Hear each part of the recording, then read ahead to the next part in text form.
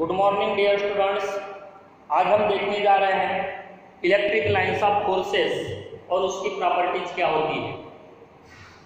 Electric lines of forces and its properties.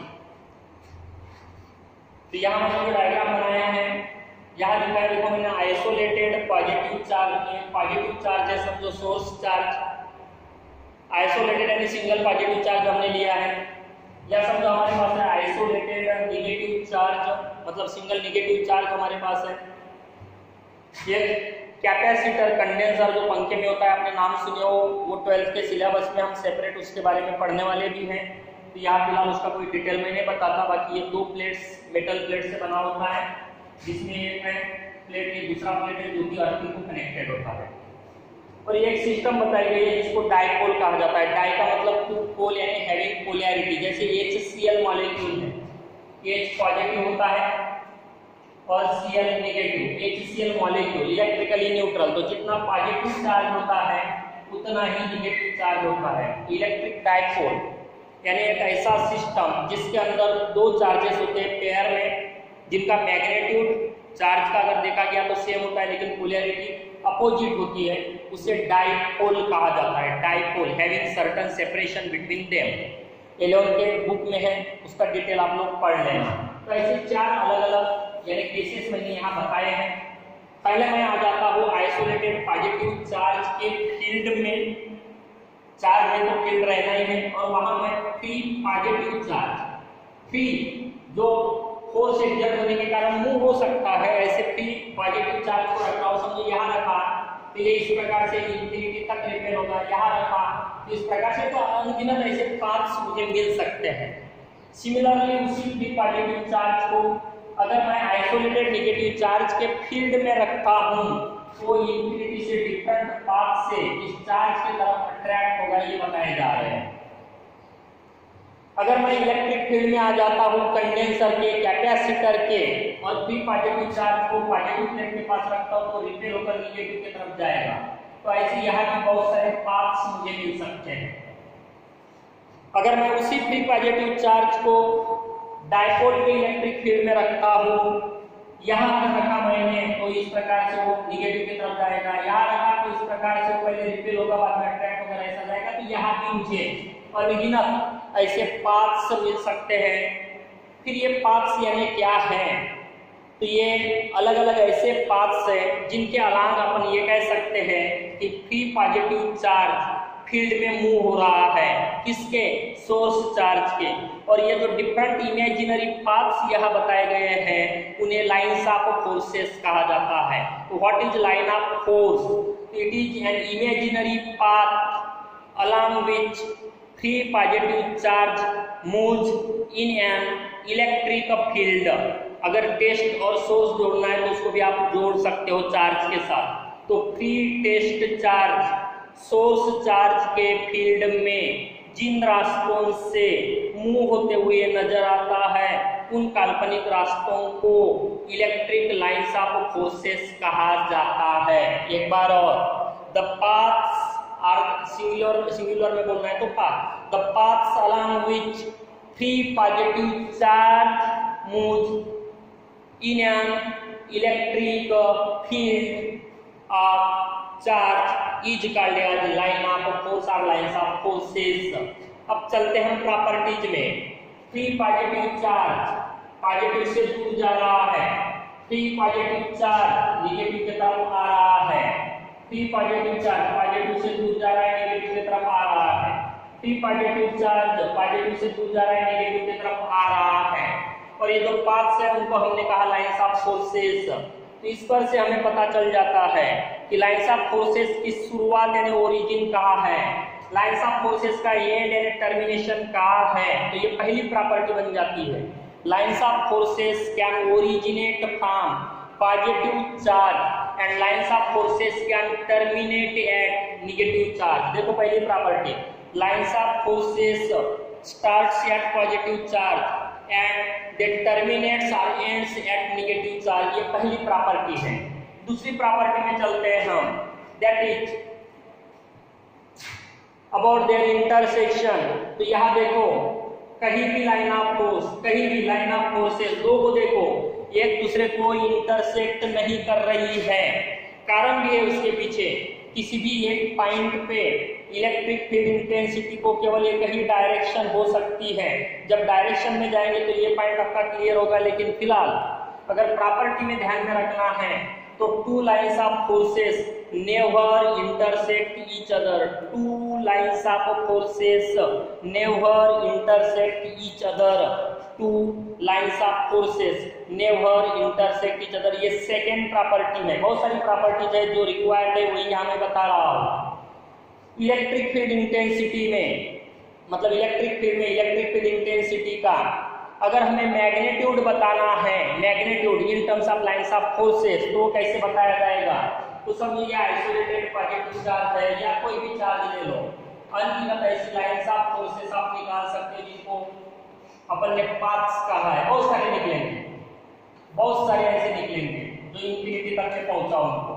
अगर मैं यहाँ ये जो डॉट है कि यूनिट एरिया ले रहा हूँ और बाद में ये यूनिट एरिया अगर मैं इधर ले रहा हूँ, यूनिट एरिया की बात कर रहा हूँ, इलेक्ट्रिक फील्ड में चार्ज के पास में और बाद में चार्ज से थोड़ा दूर। अब ये सेपरेट यहाँ बता रहा हूँ मैं आपको, ये पास वाला एरिया है यूनिट एरिया और ये यूनिट एरिया दूर वाला है।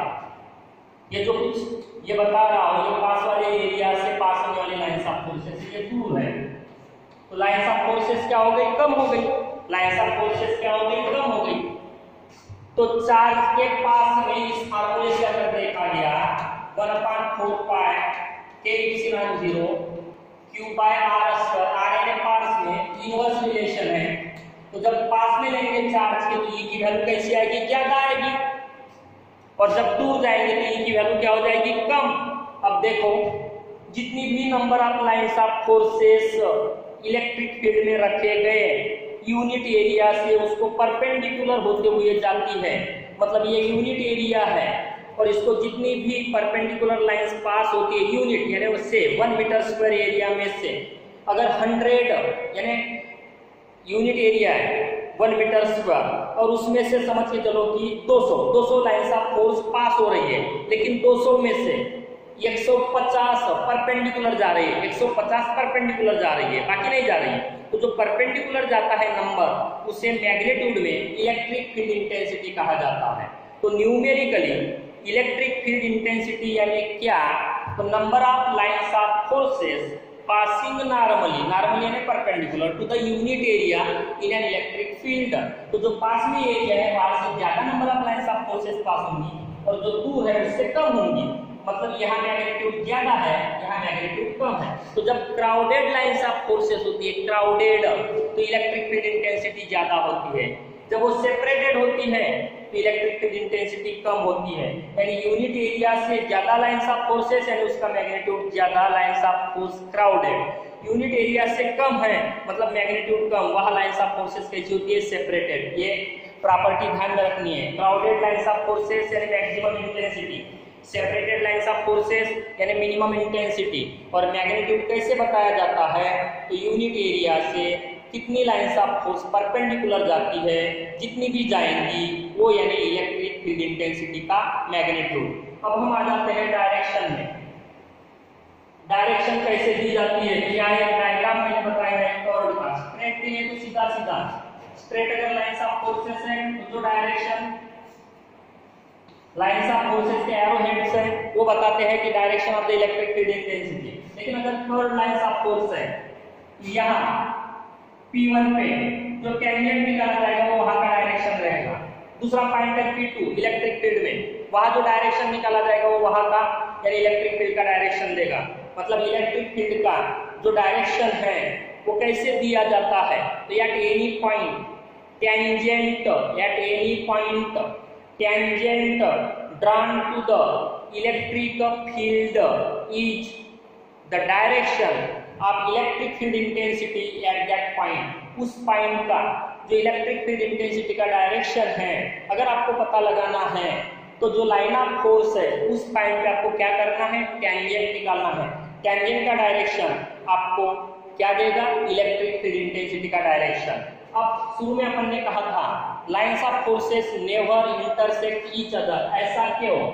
तो समझो अगर एक पॉइंट ले रहे हैं हम और लाइंस ऑफ फोर्सेस इंटरसेक्ट हो रही है, तो यहाँ टेंजेंट ऐसा निकलेगा, इधर का टेंजेंट ऐसा है, इलेक्ट्रिक फील्ड की एक डायरेक्शन है और ये एक डायरेक्शन, सोर्स चार्ज ये नहीं है Q1 समझो और रिपेल होने वाला Q2 है, तो क्या Q2 इधर भी रिपेल होगा और इधर भी रिपेल होगा? पॉसिबल है क्या? कोई भी एक डायरेक्शन में रिपेल होगा एक पॉइंट पे। मतलब अगर इंटरसेक्ट होती है तो क्या दिखता है कि किसी भी डायरेक्शन में रिपेल हो सकता है, और इंटरसेक्ट नहीं होगी तो किसी भी एक डायरेक्शन में रिपेल होता है, और इसलिए किसी भी एक पॉइंट पे इलेक्ट्रिक फील्ड इंटेंसिटी का डायरेक्शन केवल एक ही हो सकता है, और इसलिए लाइंस ऑफ फोर्सेस कभी भी इंटरसेक्ट नहीं होती। समझो अगर हमारे पास आइसोलेटेड पॉजिटिव चार्ज या आइसोलेटेड नेगेटिव चार्ज है, वो आप भी पॉजिटिव चार्ज में रखा है, और बीच में समझो अगर पेपर है, ये चार्ज रिपेल होकर दूसरे चार्ज तक पहुंचता है, मतलब इसका पाथ पास हो रहा है कहां से? पेपर से। पेपर क्या है? इंसुलेटर, बैड कंडक्टर, यानी lines of force can pass through the papers, mica, insulators जो भी होते हैं डाइइलेक्ट्रिक्स, उसमें से वो पास होता है। लेकिन अगर मैंने यहाँ मेटल प्लेट रखा तो चार्ज कहीं ना कहीं यहाँ आकर रुकेगा, फिर चार्ज इधर नहीं जा पाएगा, यानी वो मेटल्स में से नहीं पास होता, क्योंकि इनसाइड द मेटल्स को जाने की अनुमति नहीं है किसी इलेक्ट्रिक इफेक्ट की। इसका मतलब lines of forces inside the metal are zero and therefore inside the conductor electric field intensity कितनी हो गई? जीरो। इलेक्ट्रिक फील्ड इंटेंसिटी कितनी हो गई? जीरो। ये ध्यान में रखना है। ये कुछ प्रॉपर्टीज है और भी है, लेकिन ये जरूरी थी वो यहाँ हमने देखे। नेक्स्ट जो टर्म है वो ध्यान में रखना है, बहुत इंपॉर्टेंट है, वो इलेक्ट्रिक फ्लक्स।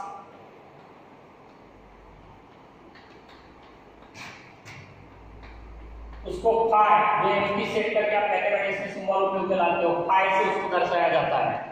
अभी अपन ने कहा electric field intensity E equal to number of lines of forces passing normally and perpendicular to unit area, यानी यूनिट एरिया को परपेंडिकुलर डायरेक्शन में जितनी भी लाइंस ऑफ फोर्सेस पास होती है उन्हें इलेक्ट्रिक फील्ड इंटेंसिटी कहा जाता है।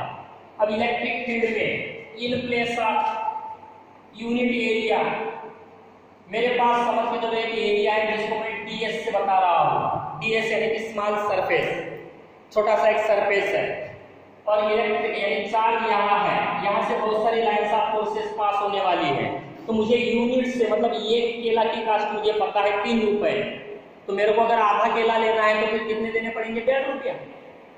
पाव केला लेना है, मतलब अगर कीमत निकाल ली अगर हम खरीदने जाएंगे तो दुकानदार बोलेगा यार क्या बात करते हो, आधा केला कैसे खरीदो। एग्जाम्पल के लिए बता रहा हूँ मैं, अगर मुझे 1 का पता है तो मैं आधा निकाल सकता हूँ, पाव का निकाल सकता हूँ, 10 का निकाल सकता हूँ, 20 का निकाल सकता हूँ। यहाँ मेरे पास एरिया है ds, अगर यूनिट के लिए E है तो ds में से कितना पास होगा, तो इनको मैं क्या करूंगा ds। एक के लिए 3 रुपए है तो 10 के लिए कितने लगेंगे? 30, इस प्रकार से। और ये जो भी नंबर है, number of lines of forces passing normally through given area, अब यूनिट नहीं, गिवन मतलब ये ग्रेटर देन यूनिट भी हो सकता है, लेस देन यूनिट भी हो सकता है, ग्रेटर देन यूनिट भी हो सकता है, लेस देन यूनिट भी हो सकता है। तो number of lines of forces passing normally through given area is called as electric flux. इसका यूनिट था न्यूटन पर कूलम और एरिया है मीटर स्क्वायर, तो ये होता है न्यूटन मीटर स्क्वायर पर कूलम या डायन सेंटीमीटर स्क्वायर पर कूलम, इस प्रकार के उसके यूनिट्स है। तो एक बार और इलेक्ट्रिक फ्लक्स यानी क्या? Number of lines of forces passing normally through given area is called as electric flux. Generally diagram में अगर बताना है तो एरिया को इस प्रकार से एक छोटा सा सर्कल निकालकर बताया जाता है। 4 मीटर के जो भी है इलेक्ट्रिक फील्ड को एक सिंगल लाइन से निकाला जाता है।